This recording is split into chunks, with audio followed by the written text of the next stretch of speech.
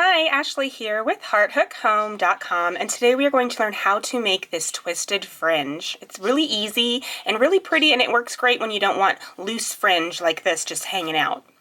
So the first thing I like to do is to add several strands or several places of fringe at a time. So here I've got 5 pieces of fringe that are ready to be twisted. I'm going to add a couple more with you so you can see how that looks. So here I've got my strands of cut fringe. I'm going to take 2 strands for this purpose. You can take as many as you want. If you want your twisted fringe to be very thick and luscious, you can add as much as you want. So I'm always putting my hook in the same spot each row because I want my spacing to be very consistent. So I'm just going to add these 2 strands and make sure that they are the same length before I pull them through completely. Looks like that one's a little longer than the other. We're going to straighten it up, make them nice and even. And now I'm just going to pull it through my hook here. I'm going to tighten it up. And now we are ready to twist that fringe into the beautiful twisted fringe that we see over here on the left. First thing, we're going to kind of move the twisted finished ones over, and we're going to get a very heavy something or other. This is a candle I got from TJ Maxx because of course I did. And okay, so we've got our fringe here. What we're going to do, move it up just a tiny bit. What we're going to do is we're going to separate it into half. So you take 2 strands on the left, 2 strands on the right. Now we are going to keep these as uniform as possible, and we are going to literally just wrap them around each other.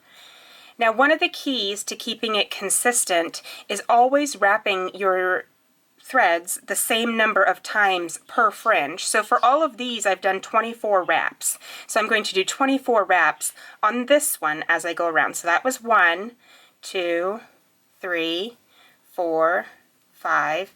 Make sure that you keep this very tight. You don't want to do it too loose. If you do it too loose, then the whole thing, once you let go of these, they will relax a little bit. So if you do this too loose, then your twist is just not going to set. 6, 7, 21, 22, 23, 24. Alright, so now I've got my 24. I'm going to move this up so you can see what I've got here. I'm holding this nice and tight, and you can see that this one is a lot more kinky or twisted than the ones that are completed over here.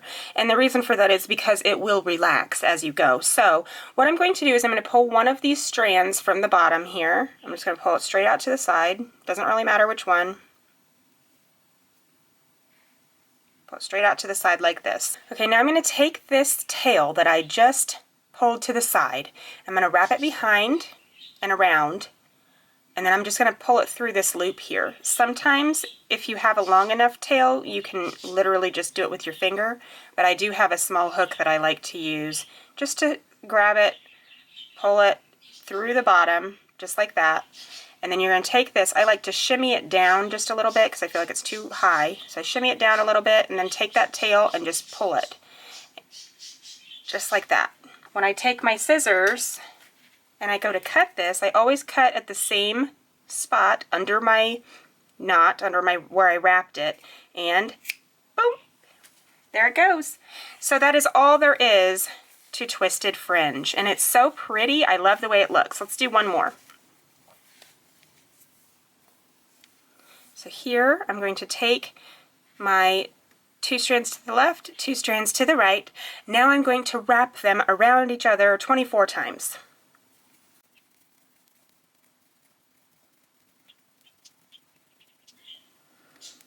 There we go.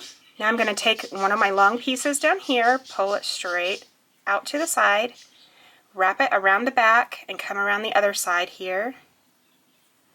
If I can get my fingers to work. Now we're going to pull it straight through the loop that we just had. Like I say, you can do it with your fingers, but it's so much easier just to hook it if you're already a crocheter anyway. So I'm going to shimmy down my knot just a little bit and pull it tight. Now I'm going to snip it where it needs to be snipped. Boom! We are good. So that is all there is to making Twisted Fringe. It's a beautiful accessory to add to your pieces, and I like this because it doesn't get so tangled in the washing machine either.